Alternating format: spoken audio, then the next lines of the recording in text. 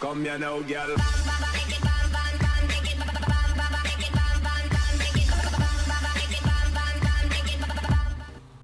Hello and welcome to Map Making with me, BonBonB. I'm BonBonB. You're very, very welcome.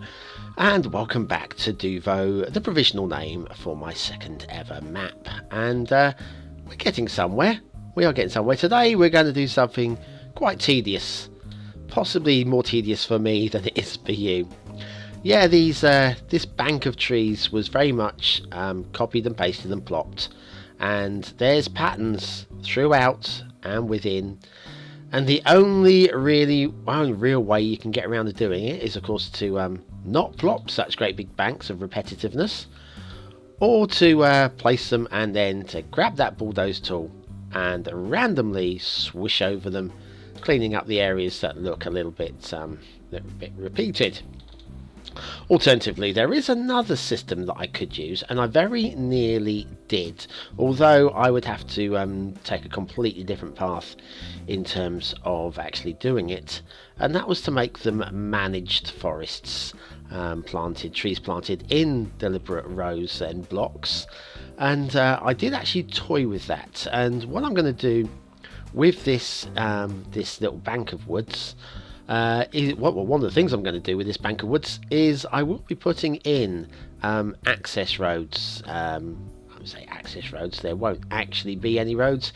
It'll all be left to the imagination, just clearing straight lines in areas that make it look like they're managed forests, as opposed to actually being physical hand painted. Yes, these are the happy trees. Hand-planted blocks of trees. Bob Ross, eh? Bob Ross. No, I digress here. Do you know what? I'd never heard of I never heard of Bob Ross until I did the interview with Mr. Mason for Skylines Talk, which was now a good year ago. It's got to be a year ago. And he mentioned Bob Ross, and I'm like, yeah, I think it's one of these where you play along, go, yeah, of course I know Bob Ross, yeah, Google. wow, what an institution. Oh, this was that bit of road that we had a couple of episodes ago.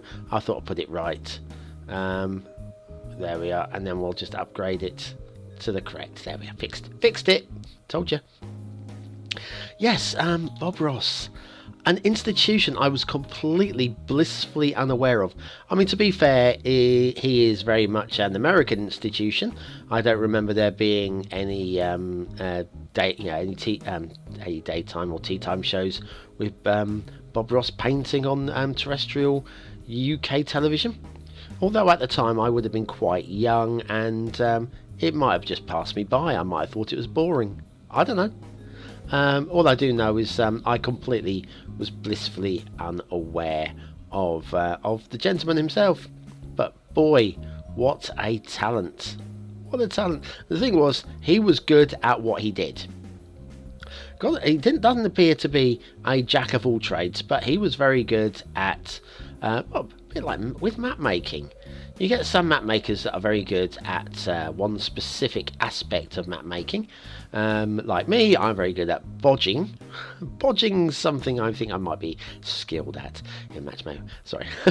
Now, we just need to select the trees here. Let me try that again with just the trees. I don't want them on the hill. I don't want them on the... Try again. Attempt number 4 there. Right. Yeah, just move them down a little bit towards the river and away from that hill a little bit. I don't mind them a little bit on the lower banks of the hill, but the upper bank, it just didn't look right. It was only when I put the terrain on that it just seemed clearly very wrong indeed. But yes, Bob Ross, he was superb at the once again just selecting the trees here, and that's the easy way of deleting what's underneath the highways there. Little tip that I made up. A little tip I made up myself just there. There might be an easier way, like not putting them down start off with, but yeah, here we go. I'll get rid of them. But yes, yeah, he was very entertaining, very cool and laid back, and easygoing, and it did remind me of well, not say it did remind me of Mr. Mason when I interviewed him, but when I saw Bob Ross afterwards, it was having googled him, there was so much of Mr. Mason in Bob Ross, and I can see where Mr. Mason gets his inspiration from, because he's a budding artist as well as a maker of trees.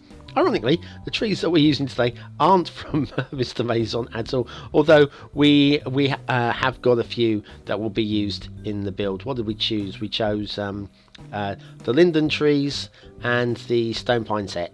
That's what, 1, 2, 3. That's 5 different trees they'll be using from Mr. Mason.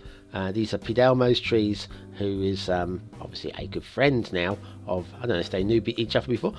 Should really interview them both together, shouldn't I, really?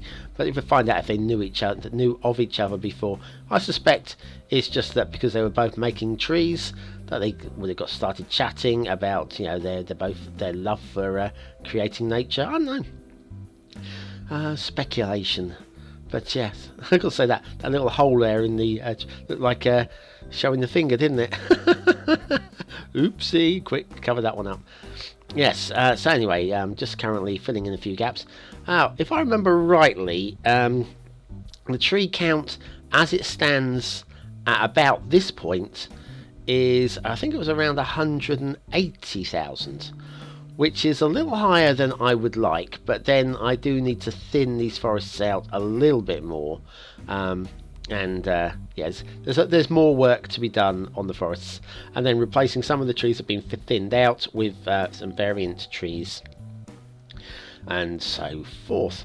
But yes, I'm definitely on schedule, as the plan was, to stay under the 250,000 as the total tree count. That's the plan. That's what I'm going to achieve, I think. What I'm going to do is going to keep the trees on this plateau, and as I said before, keep them as a managed forest, although not strictly speaking a hand planted forest. But yes, just going to clear up some of these. You'll probably notice me do this a lot, going down there. And of course, the great thing with the bulldoze is it's pretty much random. You can focus on the area that you would like. First of all, you delete one tree, but keep the mouse button clicked down, and then just scrub over the area that you want to thin down. And in this case, scrub over the area that you want to fill up with a few more trees. Now, I know you're going to look at the intersection when we get to that point, and because we're going to do some detailing on the intersections, and you're going to look at it at the end and go, that's a bit rubbish. And yes, almost by intention, a little bit rubbish. It's not intended to be a finished job. It's there to start you off and give you something to work from, and go back and go, do you know what, I don't like that, or I do like that, and then you can change the bits that you need to make it work for you. But yeah, just putting a few more trees in the areas that I feel that the trees would just emphasize. See, I used to treat the trees to emphasize the terrain in certain areas, like if there's a terrain a line, I'll try and follow that line, and therefore it also gives you a more natural line for the actual the tree detailing than just randomly putting down blocks. And there will be no field painting per se on this map.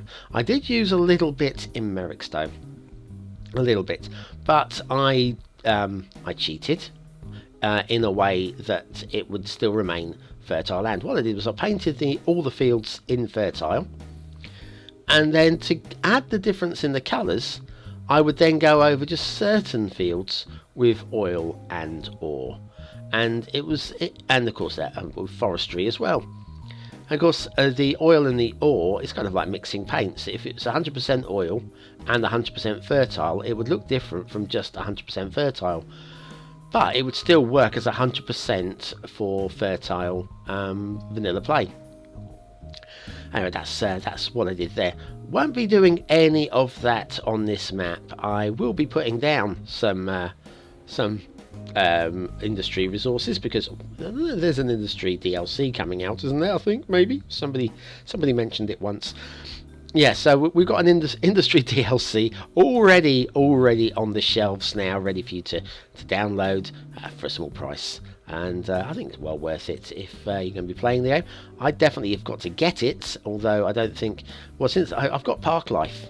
And have I done anything with Park Life since? No, I've done nothing with Park Life at all. I should really make some time. How? I don't know. But I should. Because people go ask me, could you do a tutorial on the new DLC, BonBonB? Well, I could, but I've got to learn how to do it myself first, and that requires playing for several hours, and playing for several hours is something that I don't have much time for because of WhatMap mostly. When that's eating up most of my free time, it's fine, and I enjoy it. I'm not complaining. I am not complaining at all. I do enjoy the probably in the same way that you enjoy watching WhatMap. And maybe possibly hearing the sound of my dulcet tones, maybe. I enjoy the surprise when you open the map. Is it any good? Have they done something different? Is it unique? Is it entertaining? Is it aesthetically beautiful? I love all of that, and seeing what other people have done, and of course, hopefully getting inspiration from different locations, or a combination of locations just things like this, where I'm putting trees, where I'm decorating the intersection. Do you know what? I would never have thought of decorating an intersection. I don't think, we don't have anything like decorated intersections in my neck of the woods. Or if we do, it's something that I've never really noticed. I mean, roundabouts. I've seen decorated roundabouts, clearly, with floral designs, or level that out a little bit. Level, not poke. With some, this roundabout was sponsored by Jim's Hackney Carriages, and and then some flowers in the middle, which Jim's Hackney Carriages has basically paid for the flowers. Bless them. I don't know. I just made that one up. Don't try and work out where I am based on Jim's Hackney Carriages, because it's completely made up. I could have said Tony's Electrical Repair Shop. I don't know. I made that one up as well.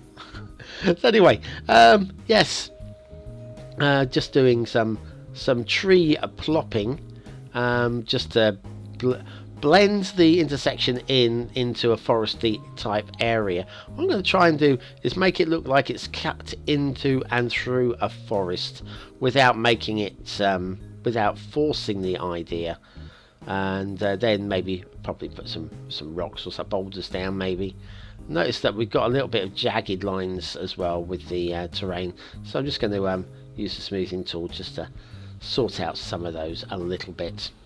It's not too bad though, and I'm not so worried. Some of these roads look like they might be, the ground-based roads look like they might be floating a little. I have tested the map at some point, and all the roads seemed fine. There was the only problem that I had was with one of the bridges, and I was able to fix that with just a couple of button clicks, really, extending where the bridge started to the land rather than over the sea. But little bits like the floating roads here, it's just map building engine rather than the actual game engine, which runs completely differently. Right, so basically I knew today was going to be a little bit humdrum. I'm going to put a few more trees in this little shallow here as well. I think that make a lot more sense. Yeah, today was always going to be a little bit more humdrum because it's just going to be a lot of trees, a lot of trees. But I figured that you'd want to see all of the work. Of course, every one of these shows is about half an hour of a real life build. So we're now up to 21 hours, I believe. 21 hours of build. Nearly a day of my life has been spent on this. If only I had more time, I would sit down and do this in some serious chunks. I just don't have time for that, I'm afraid. Anyway, thanks very much for watching, commenting, liking and subscribing. Join me tomorrow for some more map making, and tomorrow morning for WhatMap, another map in the WhatMap series. Trying to find the right map for your next city build. Have a great day. Thanks for watching, and you've been very, very welcome.